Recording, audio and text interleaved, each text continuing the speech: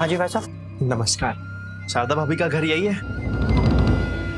मैं ही शारदा हूँ, बताइए। नमस्कार जी, आपकी बेटी 4 साल पहले गुम हो गई थी।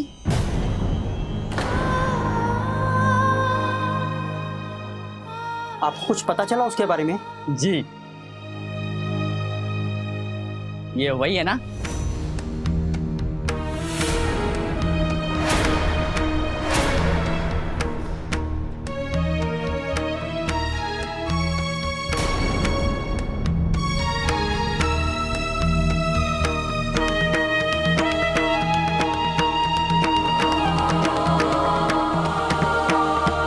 नहीं, ये हमारी बिटिया नहीं है। क्या? अरे अभी तो मैंने बाहर पता किया कि ये आपकी बेटी है। एक बार ध्यान से देखिए ना। मैंने ध्यान से देखा है, मेरी बिटिया के चेहरे पर एक मस्सा था जो इसके चेहरे पर नहीं है। ये मेरी बेटी नहीं है। मस्सा? अभी एक बार देखिए, मसा होगा कहीं? बोला ना हमारी बेटी नहीं है, जाइए आप लोग। भाई साहब,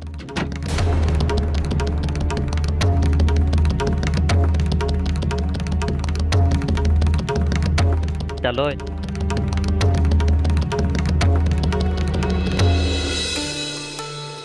चलो बेटा जल्दी जल्दी करो, भूख नहीं लगी क्या, है ना? हाँ, सभी बहुत सारी रोटियां बन जाएंगी, मेरी गुड़िया रानी खाएगी फिर, है ना? चलो जल्दी जल्दी करो। हाँ। पापा क्या हुआ आपको? आप ठीक तो हो? पापा हाथ दिखाओ, हाथ दिखाओ। अरे बेटा, पापा आपको मेरे वजह से कितना कष्ट उठाना पड़ता है। बेटा कुछ नहीं हुआ मुझे, एक बाप को अपनी बेटी के लिए इतना तो करना ही पड़ता है ना बेटा। लेकिन बाबा, जब आप अकेले थे तो क्या खाते पीते थे? जब मैं अकेला था तो बेटा मैं तो दूध पी के सो जाता था। तो मैं भी दूध पी के सो जाऊंगी। अरे नहीं नहीं बेटा, दूध पी के मत सोना। सुनो, अभी 2 मिनट में खाना बन जाएगा, फिर हम दोनों मिलकर खाएंगे। 2 मिनट के लिए रुक, ठीक है ना? चल फटाफट फटाफट कर, फटाफट कर।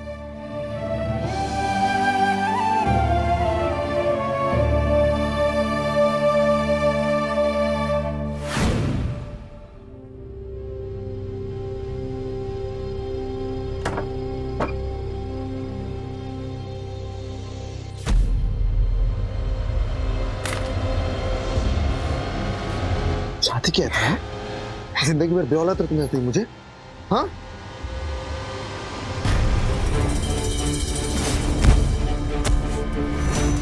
बहुत ज्यादा बोलने लगे तू आजकल। उठ उठ उठ जाने। उठ। हाँ? ना नाटक किस लिए कर रही है तू? हाँ? किस लिए नाटक कर रही है इतना? शादी के 5 साल बाद भी आज तक तूने मेरे परिवार को वंश ना देने की जो गलती की है, उसके लिए जो भी सजा तुझे मिल रही है ना, बहुत कम है। अगले कुछ महीने में अगर तूने मुझे खुशखबरी नहीं सुनाई तो तेरा मैं वो हाल करूंगी, जीने के लिए तरसेगी, समझी तू? चल जल्दी।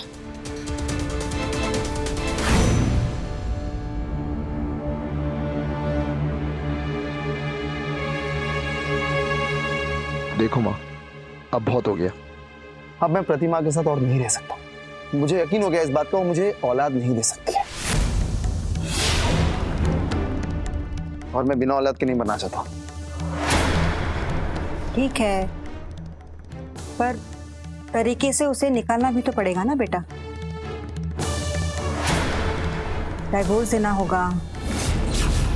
तो तुझे लगता है कि इतनी आसानी से वो तुझे डाइवोर्स देगी? वो मैं ले लूंगा, आप चिंता मत करो।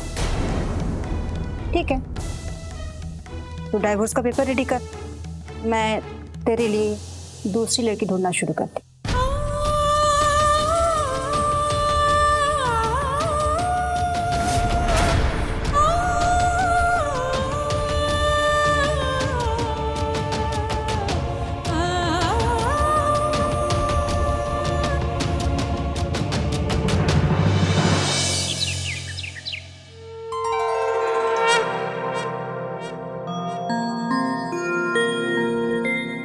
चाची, आप यहाँ? बेटा, मुझे महाराज जी से मिलना है, जरा बुला दो। बाबा, बाबा।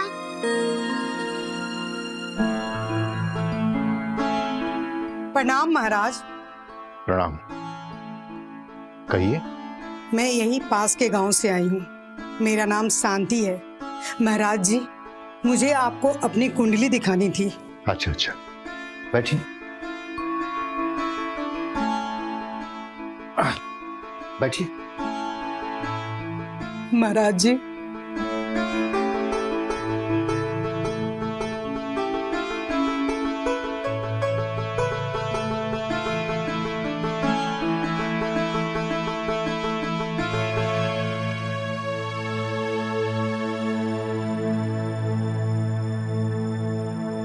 महाराज जी, मैं माँ की बहुत बड़ी भक्त हूँ। मैंने बहुत पूजा किया है, कितने गुहार लगाए हैं, तब जाके मेरे ये दोनों बेटे पैदा हुए हैं।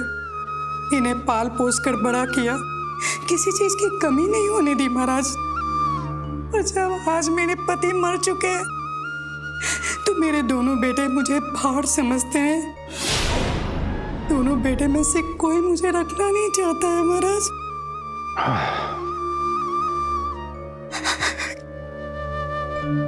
रोने से क्या होगा? देखो, इंसान के भाग्य में जो भी लिखा होता है वो भला उससे कब तक भागता रहेगा।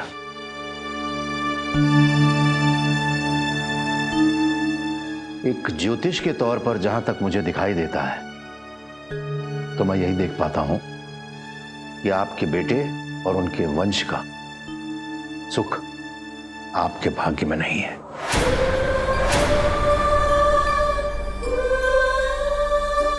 हे माँ विंध्यवासिनी, अब मैं कहाँ जाऊँ? पापा क्या हुआ आपको? आप ठीक तो हो? बाबा हाथ दिखाओ, हाथ दिखाओ। अरे बेटा,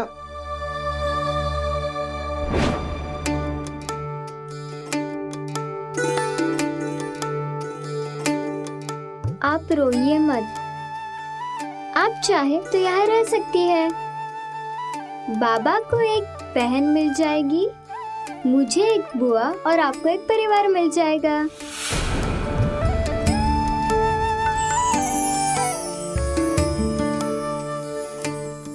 हाँ शांति बहन, तुम हमारे साथ रह सकती हो, बिल्कुल एक परिवार की तरह।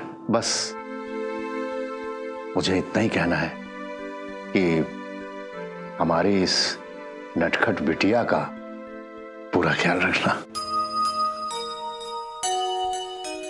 सच कहूं तो मैं यही सोच कर आई थी कि मैं माता की धाम में अपनी पूरी जिंदगी गुजार दूंगी। मैं अब यहीं रहूंगी आप लोगों के पास, ठीक है ना? शांति बहन, सब मां विंध्यवासिनी की लीला है। हे मां, अब बहुत हो गया। अब मैं प्रतिमा के साथ और नहीं रह सकता। मुझे यकीन हो गया इस बात का, वो मुझे औलाद नहीं दे सकती है। और मैं बिना औलाद के नहीं बनना चाहता। ठीक है, तू डाइवोर्स का पेपर रेडी कर, मैं तेरे लिए दूसरी लड़की ढूंढना शुरू करती।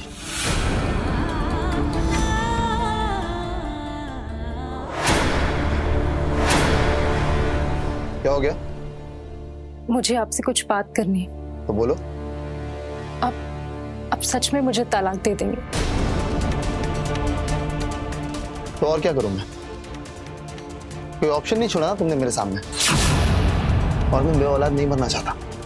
देखिए, ऐसा अनर्थ मत कीजिए। मैं आपको भरोसा दिलवाती हूँ, मैं माँ जरूर बन जाऊंगी। ऐसे आप मुझे अकेला छोड़ देंगे तो मैं कहाँ जाऊंगी? देखो, ये सब ड्रामा तुम मेरे सामने मत करो। तुम कहाँ जाओगी, क्या करोगी, ये सब बात मैं नहीं जानता। मैं बस इतना जानता हूँ कि तुम मेरी जिंदगी से बाहर जाओगी, और ये बात तय। Got it?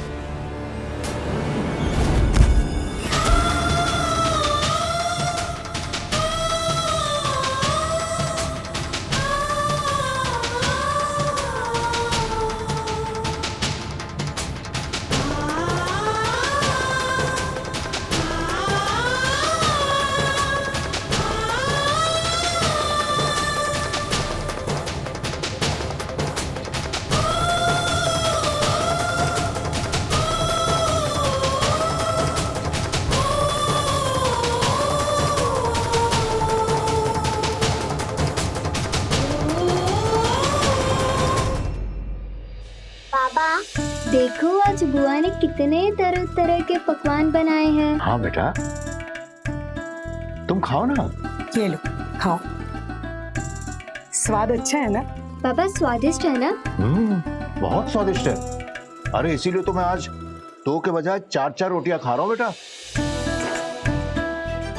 सच बात तो यह है कि जो तुम्हें अच्छा लगेगा तो फिर मुझे भी अच्छा लगेगा बेटा। खाओ खाओ खाओ खाओ। बाबा भी खा रहे हैं और तुम भी खाओ। तू क्यों उस इंसान और उस परिवार के साथ रहना चाहती है जो तुझे अपनी जिंदगी में चाहते ही नहीं है?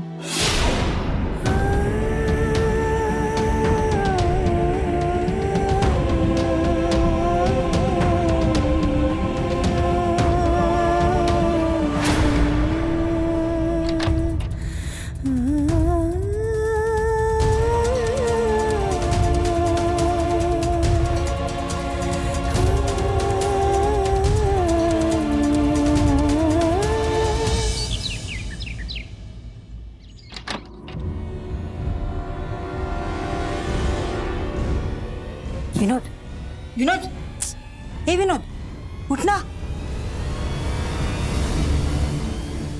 क्या हो गया? मैं इतना परेशान क्यों? अरे प्रतिमा गायब है। क्या? प्रतिमा, प्रतिमा, प्रतिमा, प्रतिमा, प्रतिमा, प्रतिमा, प्रतिमा।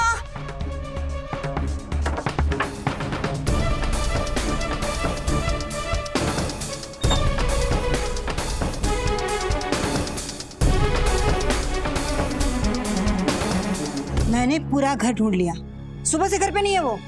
मुझे लगा अपने कमरे में होगी तो मैं वहां गई, वहां भी नहीं थी। कहाँ गई होगी? माँ मुझे क्या पता कहाँ गई होगी। कहीं तुम दोनों के बीच रात में झगड़े तो नहीं हुए? झगड़ा नहीं हुआ था, बस एक छोटी सी बहस हो गई थी। गुस्से में मैंने उसे धक्का मार दिया, वो गिर गई। और वो कल रात डिवोर्स की बात वो उसे पता चल गई। कहाँ गई होगी? कहीं वो पुलिस स्टेशन तो नहीं गई हमारे खिलाफ शिकायत लिखाने? नहीं माँ, प्रतिमा ऐसा नहीं करेगी।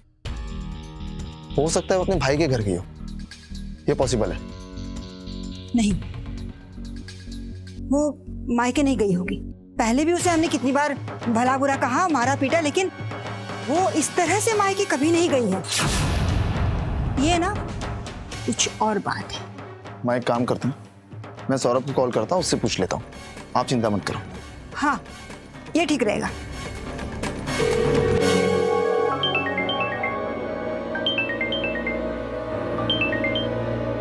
नमस्ते जिया जी। नमस्ते। सौरभ, प्रतिमा है वहाँ पर? नहीं तो वो यहाँ पर कब आई? वो तो आपके घर पे होंगी ना?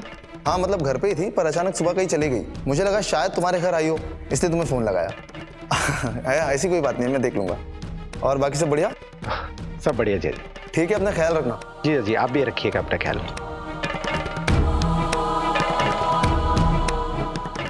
प्रतिभा किधर गई? वहां पर भी नहीं है।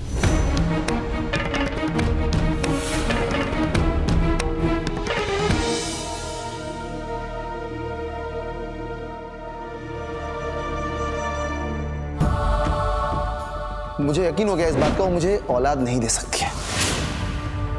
ठीक है, पर तरीके से उसे निकालना भी तो पड़ेगा ना बेटा। मैं माँ जरूर बन जाऊंगी। कैसे?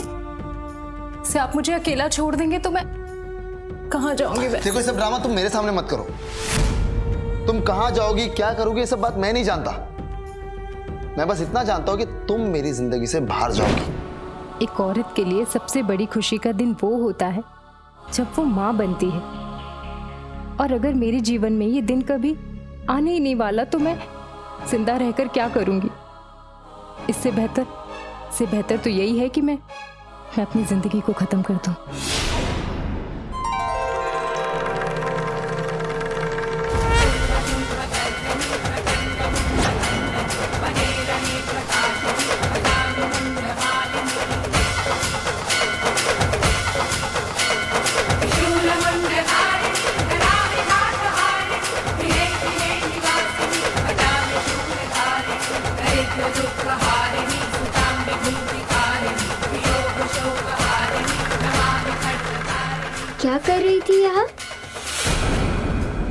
नहीं, मैं अब जीना नहीं चाहती।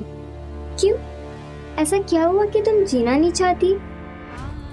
मेरी शादी को 5 साल से ज्यादा हो गए और अभी तक मैं माँ नहीं बन पाई। मेरे पति, मेरी सास, यहाँ तक कि मैं अपने आप से भी नफरत करने लगी। ऐसे जीने से तो अच्छा है कि मैं मर जाऊं। ऐसे हार नहीं मानते। तुम्हारी तरह तरसते लोगों के लिए माँ है ना, वो तुम्हारी गोद जरूर भर देंगी। नहीं, मैं बहुत जगह गई हूँ, कुछ नहीं होता इन सब बातों से। माँ विंध्यवासिनी बहुत चर्चित है संतान प्राप्ति के लिए। माँ के दरबार में सच्चे मन से जो संतान प्राप्ति के लिए ध्यान देगा, माँ उनकी गोद जरूर भरेंगी।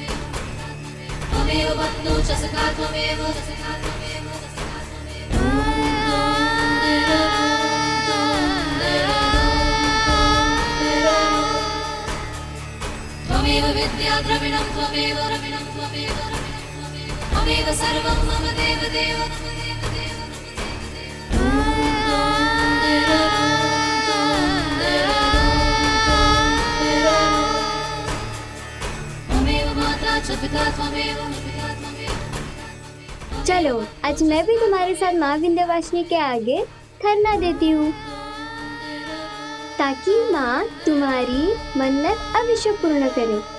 हे माँ विंध्यवासिनी, मेरी सोनी गोद भर दीजिए। मैं जिंदगी भर आपका ये उपकार नहीं भूलूंगी और आपकी सेवा भक्ति करूंगी। हे माँ, इस बेचारी औरत की इच्छा पूरी कर दो माँ। दरिद्र दुख हारिणीं सदा विभूतिकारिणीं वियोग शोक हारिणीं भजामि विंध्यवासिनीं लसत्सुलोल लोचिनीं जने सदा वरप्रदां कपालशूलधारिणीं। बहन, फिक्र मत करो, माता के दरबार में जो भी सच्चे मन से संकल्प करता है उसकी मनोकामना पूर्ण होती है। चिंता मत करो, तुम्हारी भी पूरी होगी।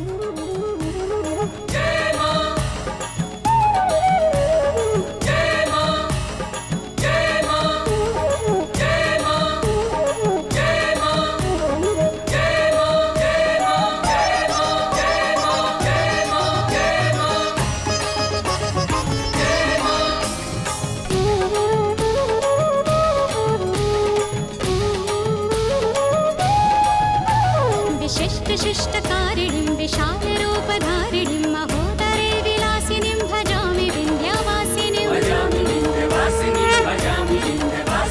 पुरन्दरादिसेवितां मुरादिवंशखण्डितां विशुद्धबुद्धिकारिणीं भजामि विंध्यवासिनीं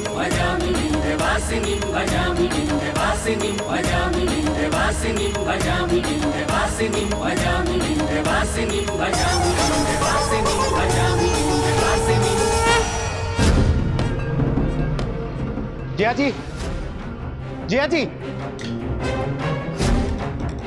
देखिए जिया जी, मुझे आप सच सच बताइए मेरी बहन कहाँ है। मैं नहीं चाहता कि इस बात को लेकर कोई बवाल हो, नहीं तो मैं पुलिस को बुलाऊंगा। सौरभ, मैं सच कह रहा हूँ, मुझे नहीं पता प्रतिमा कहाँ पर है। अरे ऐसे कैसे नहीं पता आपको? सौरभ, प्रतिमा, तुम ऐसे कैसे चिल्ला रहे हो मेरे घर वालों पर? प्रतिमा, तुम घर से गायब थी तो मुझे लगा कहीं इन लोगों ने। नहीं, तुम गलत सोच रहे हो। ऐसा कुछ भी नहीं हुआ मेरे साथ, मैं बिल्कुल ठीक हूँ और ये लोग मेरा बहुत ख्याल रखते हैं भैया।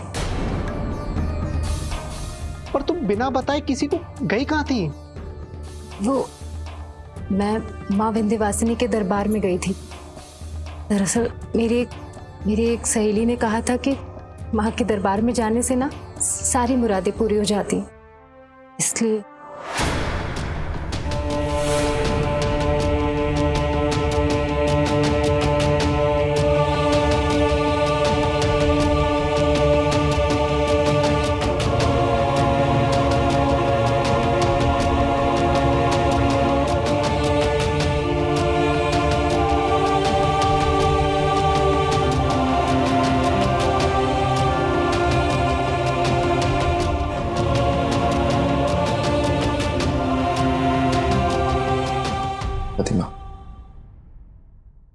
किस मुंह से तुम्हें सॉरी कहूँ, किस मुंह से माफी मांगू, कुछ समझ में नहीं आ रहा। हमने जो तुम्हारे साथ किया बहुत ही गलत किया, बहुत बुरा किया। माफी की कोई जरूरत नहीं, बस इतना समझ लीजिए जितनी बेचैनी बच्चे की आप लोगों को है उससे कई ज्यादा भरोसा मुझे माँ विंध्यवासिनी पर है। मुझे पूरा विश्वास है कि वो मेरी गोद जरूर भर देंगी।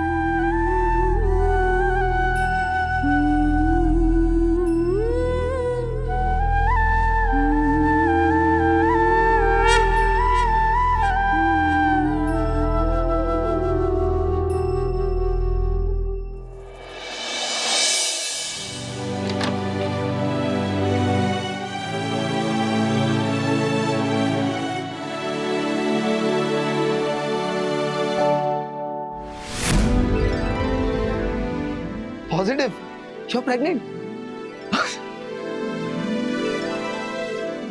आज मैं बहुत खुश हूँ। Thank you so much. मैं अभी जाकर ना गुड न्यूज माँ को देके आता हूँ। ओके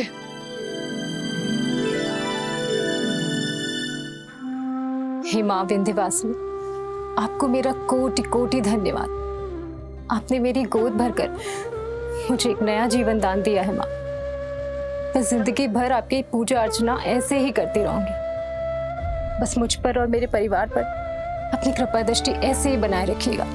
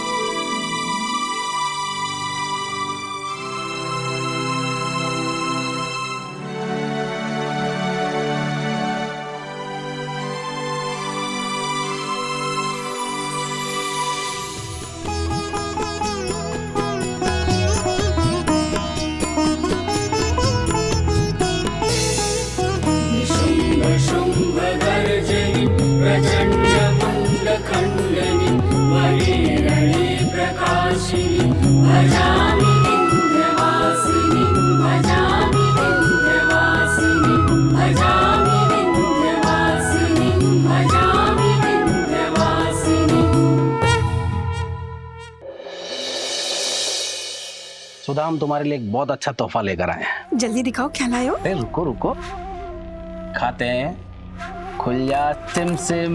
वाओ, बहुत खूबसूरत है। अच्छा लगा तुम्हें? बहुत अच्छा। अब बोलते भी रहोगे या मुझे पहनाओगे भी? अरे अरे क्यों नहीं, तुम्हारे लिए तो लाया हूँ। मैंने तो सपने में भी नहीं सोचा था कि तुम मेरे लिए इतना खूबसूरत हार लेके आओगी।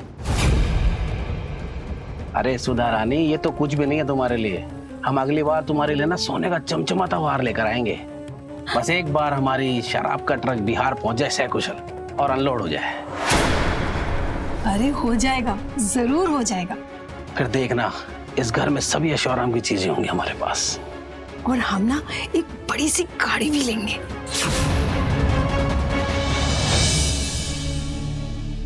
बाबा, चाय।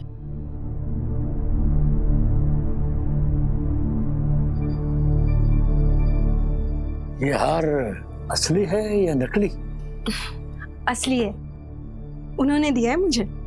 इतने पैसे तुम लोगों के पास कहाँ से आए? शराब बेच के ना? नहीं तो, बिल्कुल भी नहीं।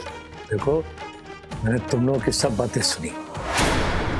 इंसान जो कर्म करता है ना, उसका बुरा नतीजा भी होता है, ये याद रखो। और तुम उसकी पत्नी हो, तुम उसे गलत काम करने से रोकती क्यों नहीं? ऐसा है बाबा, इंसान के अच्छे बुरे कर्मों से मिलने वाले सुख दुख का पाठ हमें मत पढ़ाइए आप।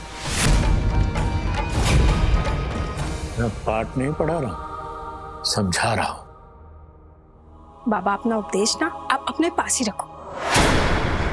आपने तो बड़े अच्छे कर्म किए, दिन रात भगवान की पूजा की, आपको क्या मिला? गरीब के गरीब ही रह गए ना। बेटा, भगवान की भक्ति से इंसान धनाढ्य नहीं हो जाता है, उसमें आत्मशक्ति और आत्मबल आता है, जिससे वो हर कठिन से कठिन परिस्थिति को सामना करके हरा देता है। और वो शक्ति और आत्मबल मुझ में है। बाबा, अब अपना उपदेश अपने पास रखो और हमें अपने हाथ पर छोड़ दो।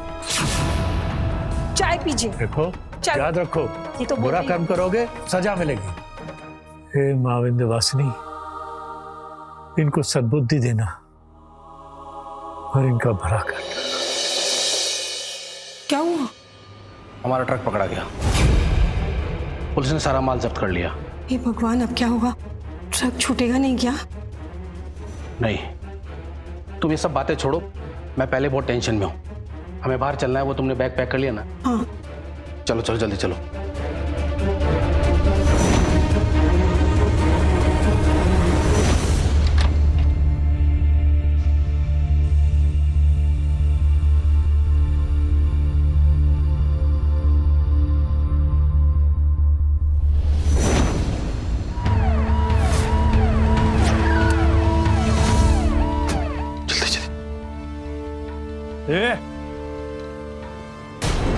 तुम्हें क्या लगा तुम यहां से भागने की कोशिश करोगे और मैं तुम्हें भागने दूंगा? चुपचाप मेरे साथ पुलिस स्टेशन चलो। नहीं नहीं साहब, मैंने कुछ नहीं, मैं नहीं जाऊंगा। सर छोड़ दीजिए प्लीज, सर छोड़ दीजिए सर। छोड़िए छोड़िए आप मुझे, छोड़िए मुझे। चुपचाप चल। ये क्या कर रहे हैं आप? चुपचाप चल चल। सुनिए तो सर, सुनिए तो सर प्लीज सर। साहब छोड़ दीजिए, साहब प्लीज छोड़ दीजिए, हमारा काम करने दीजिए। आप पीछे रहिए, पीछे रहिए, आप हमें हमारा काम करने दीजिए। साहब छोड़ दीजिए, साहब छोड़ दीजिए, साहब प्लीज छोड़ दीजिए। चलिए छोड़ दीजिए, छोड़ दीजिए। साहब सुनिए ना साहब, लेके चलो। चलिए साहब, छोड़ दीजिए ना साहब। साहब सुनिए ना साहब, छोड़ दीजिए साहब, छोड़ दीजिए साहब। बाबा प्लीज कुछ करो ना बाबा, कुछ करो। मैं क्या कर सकता हूँ? मैं तो एकदम बेकार आदमी, किसी काम का नहीं। बाबा तुम्हारा दामाद है बाबा वो, प्लीज कुछ करो बाबा।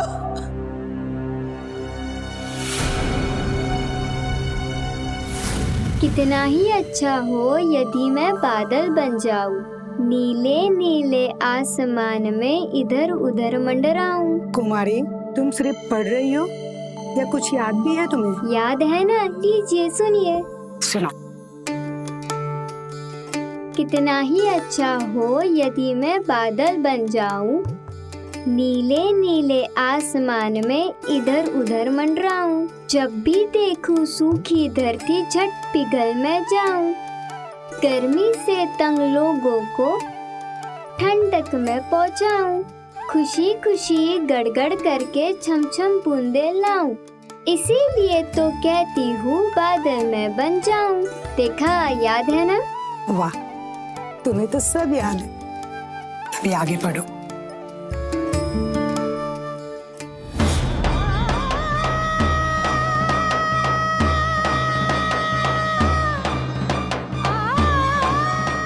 कुमारी,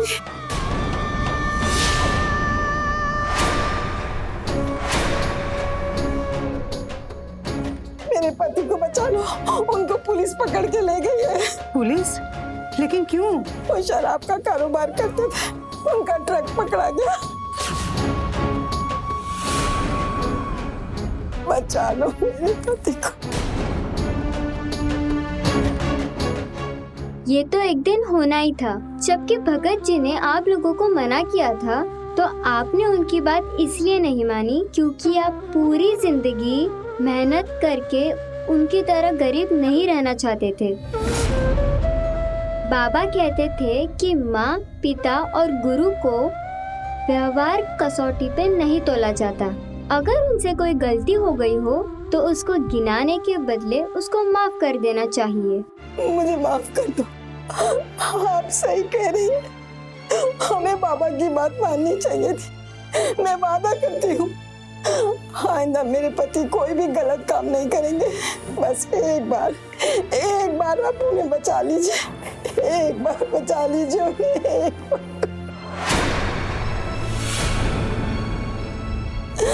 एक बार मेरे पति को बचा लीजिए, सिर्फ एक बार मेरे पति को बचा लीजिए। नहीं, अब तुम अपने घर जाओ। नहीं जाऊंगी यहाँ से, जब तक आपकी कृपा नहीं होगी मैं नहीं जाऊंगी। यहाँ बैठ के कोई फायदा नहीं होगा। माँ पर विश्वास रखो और अपने घर वापस चले जाओ।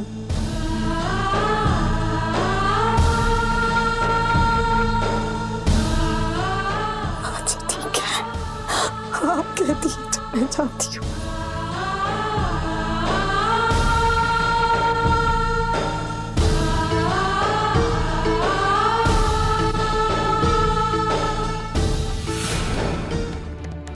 आओ मामा। भगत जी प्रणाम। आशीर्वाद। जैसे मुझे पता लगा कि ये आपके दामाद हैं, मैं स्वयं इन्हें आपके पास लेकर चला आया। आप बड़े इज्जतदार और सम्मानित आदमी हैं, आपके इज्जत पर कोई दाग नहीं लगना चाहिए, इसलिए मैंने इनके ऊपर कोई केस नहीं लगने दिया है। धन्यवाद। जैसे मैं तो आ ही रहा था। अरे नहीं, कोई बात नहीं, बहुत दिन हो गए थे आपके दर्शन किए हुए, इसी बहाने आज आपके दर्शन भी हो गए। चलिए, इन्होंने गलत काम किया, इसकी सजा तो इन्हें मिलनी चाहिए, लेकिन आपने माफ किया, इसके लिए भी धन्यवाद। आगे से ऐसी कोई गलती नहीं करेंगे। आप छोड़िएगा। जी जरूर। अच्छा हम चलते हैं, प्रणाम। देखिए, गलत काम का गलत नतीजा होता है और गैर कानूनी काम बिल्कुल नहीं करना चाहिए। अभी आपको माफी मिल गई है, लेकिन आगे से आप कोई गैर कानूनी काम नहीं करेंगे। अगर करेंगे तो अब की बार क्षमा नहीं मिलेगी, सजा मिलेगी। मुझे माफ कर दीजिए बाबा, मैं अपने किए पर बहुत शर्मिंदा हूँ। मैं आपसे वादा करता हूँ कि मैं जीवन में फिर ऐसा गलत काम नहीं करूँगा। पापा मुझे माफ कर दीजिए। बाबा मुझसे गलती हो गई, मुझे माफ कर दीजिए। हे माँ विंध्यवासिनी, ये बच्चों ने अपनी गलती को स्वीकार किया है और इनकी ओर से मैं भी आपसे क्षमा मांगता हूँ। इन्होंने जो गलतियाँ की हैं उन्हें आप क्षमा करें और भविष्य में ये कोई गैर कानूनी काम नहीं करें।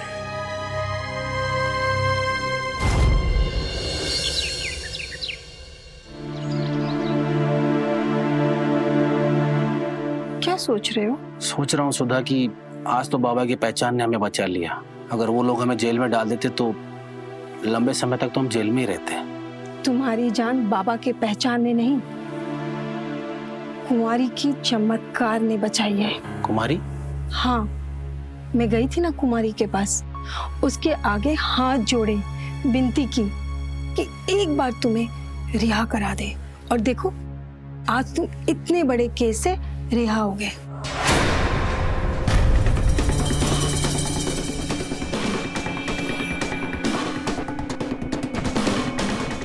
क्या सोचा, क्या करना है आगे? पता नहीं, अभी तो कुछ नहीं सोचा, पर कुछ अच्छा ही करूंगा। तुम्हारे दिमाग में कुछ है तो बताओ। हाँ है ना। क्या? धर्म का काम। धर्म का काम मतलब? देखो, माँ विंध्यवासिनी के धाम से ना कई लोगों के घर चलते हैं, तो फिर हमारा घर भी दौड़ सकता है ना। वैसे पूरे धाम में कुंवारी पारस पत्थर है, उसके चमत्कार से कई लोगों के कष्ट दूर होते हैं। अगर तुम ऐसे लोगों को ढूंढ निकालो जिनके पास कष्ट हो, जिनको चमत्कार की जरूरत हो, उनके जरिए से तुम भी बहुत अच्छा पैसा कमा सकते हो। तुम्हारे कहने का मतलब ये है कि हम ऐसे लोगों को ढूंढें जिनके जीवन में कष्ट और संकट हैं, और हम उन लोगों को कुमारी के धाम तक लेकर जाएंगे और वो लोग कुमारी के चमत्कार से ठीक हो जाएंगे, और उसके बदले में हम उनसे मोटी रकम वसूल करेंगे। यही कहना चाह रही हो ना तुम? हाँ। अरे सुधा, तुमने ये बात पहले क्यों नहीं बताई? वरना हम शराब का धंधा ही नहीं करते, ये धर्म का काम ही करते, इसमें तो कोई समस्या ही नहीं है। अरे कोई बात नहीं, अभी भी देर नहीं हुई है। माँ विंध्यवासिनी का नाम लो और काम शुरू कर दो। पर सुधा, कष्टों से पीड़ित लोग मिलेंगे कहाँ? अरे ऐसे लोग तो हर जगह मिल जाते हैं, खास तौर पर वकील और डॉक्टरों के पास तो ऐसे लोगों की लाइन लगी रहती है जो लोग कष्ट और संकटों से घिरे रहते हैं। क्या तुम किसी डॉक्टर या वकील को जानते हो? हाँ, एक हमारी पहचान के दूर के वकील हैं, हम उनसे बात करेंगे, शायद हमारा काम बन जाए। हाँ।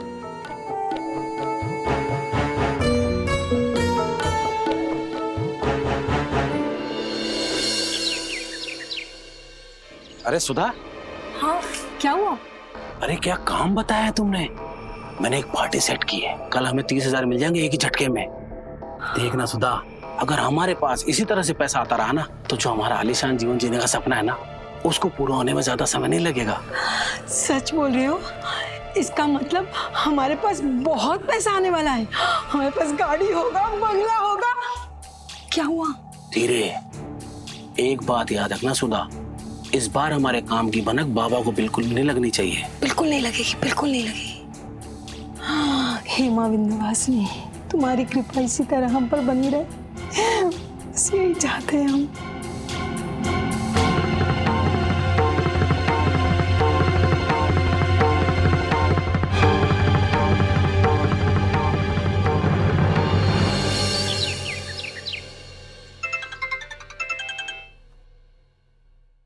हेलो।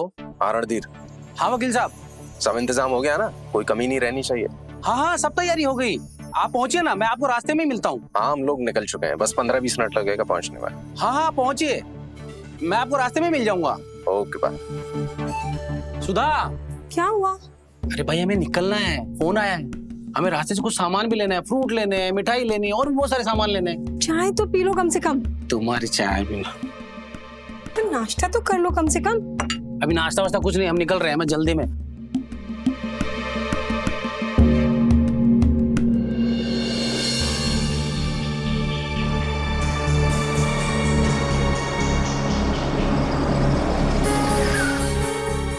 आओ बैठो। वो वकील साहब जरा 1 मिनट के लिए बाहर आइए ना, कुछ काम है आपसे।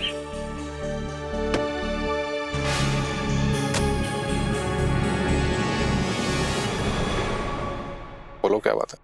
वो वकील साहब, वो पैसा वैसा ले लिया ना आप उनसे? पैसा वैसा तो ले लिया मैंने। तो आप हमारा हिस्सा तो दे दीजिए ना, क्यों वहाँ लगेगा ना धाम पे, खर्चा वर्चा करना पड़ेगा हमको भी। अगर हमारे हिस्से का मिल जाता तो सही रहता ना। ये लो, बड़ी मुश्किल से निकलवाया उससे पैसा, और याद रखना अगर काम नहीं हुआ तो वापस करना पड़ेगा उसे। हाँ कर देंगे, ठीक है, पहले चलिए आप।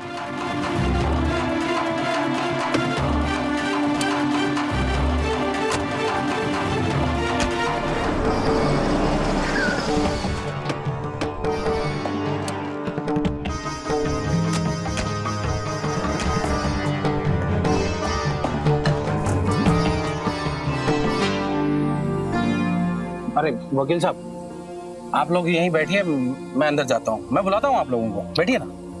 बैठ गया? मैं अंदर जाता हूँ, मैं बुलाता हूँ आप लोगों को। प्लीज प्लीज बैठिए। बैठो आप, बैठो, बता दो। बैठो आप, बैठिए। आता हूँ मैं।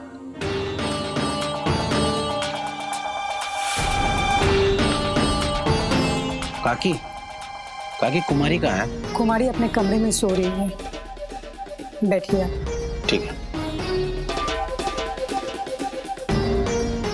वो जरा कुमारी को बुला देंगे आप, एक जरूरतमंद औरत उससे मिलने आई है, बहुत समस्या में है। मैं बुला दे।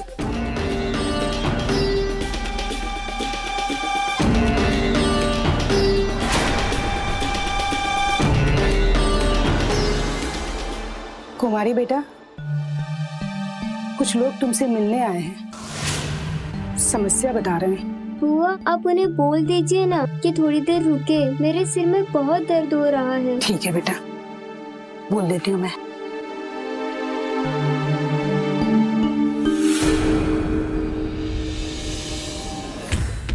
क्या होगा कि? कुमारी को सर में दर्द है, आपको थोड़ा इंतजार करना पड़ेगा। मैं जरा उन लोगों को बोल के आता हूँ, वो लोग वेट कर रहे हैं ना, आता हूँ। ठीक है।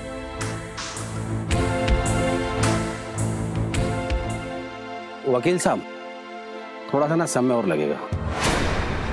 वो क्या, कुमारी के सर में दर्द है, तो बस थोड़ा इंतजार और कीजिए ना। आप जाइए, आप थोड़ी देर और। काकी, वो कुमारी को देखिए ना जरा, उनका सर दर्द ठीक हो गया क्या?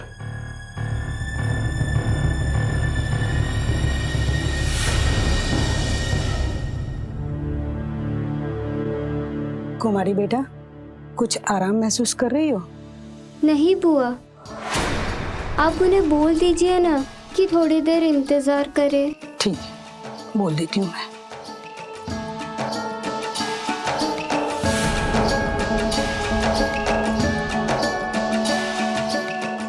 क्या हुआ काकी? कुमारी के सिर का दर्द ठीक होने तक आपको इंतजार करना ही पड़ेगा।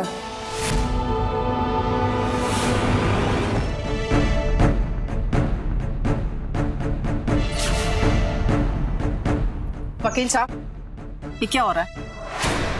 मुझे नहीं मिलना किसी कुमारी से, और जब मैंने आपको 50,000 रुपए दिए ना, वो मुझे अभी और इसी वक्त वापस करिए। मैं बात करता हूँ उससे, आप रुकिए ना। मैंने कहा ना, मुझे नहीं मिलना है। मैं तो यहाँ आना भी नहीं चाहती थी, आप यहाँ पे जबरदस्ती लेके आए हैं।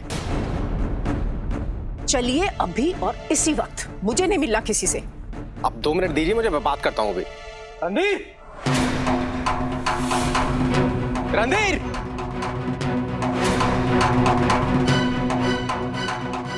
क्या हुआ वकील साहब? क्या लगा रखा है भाई? वो कहाँ है तुम्हारी कुमारी? बताया ना, थोड़ा समय दीजिए, उनके सर में दर्द है। अरे हमारे पैसे वापस करो, फ्री करो। मैं पैसे? पैसे तो वापस नहीं मिलेंगे। ये खर्चा कौन भरेगा जो खर्चा हो गया? जो खर्चा हुआ उसके बाद जो भी बचा है वो तो हमारा है, वो तो वापस करो। देखो वकील साहब, बात ऐसी है, पैसा तो मिलेगा नहीं। इंतजार करना है तो कीजिए, वरना जा सकते हैं आप लोग। देखिए, काम करवाना है तो रुकना। अरे वकील, क्या कर रहे हैं? अरे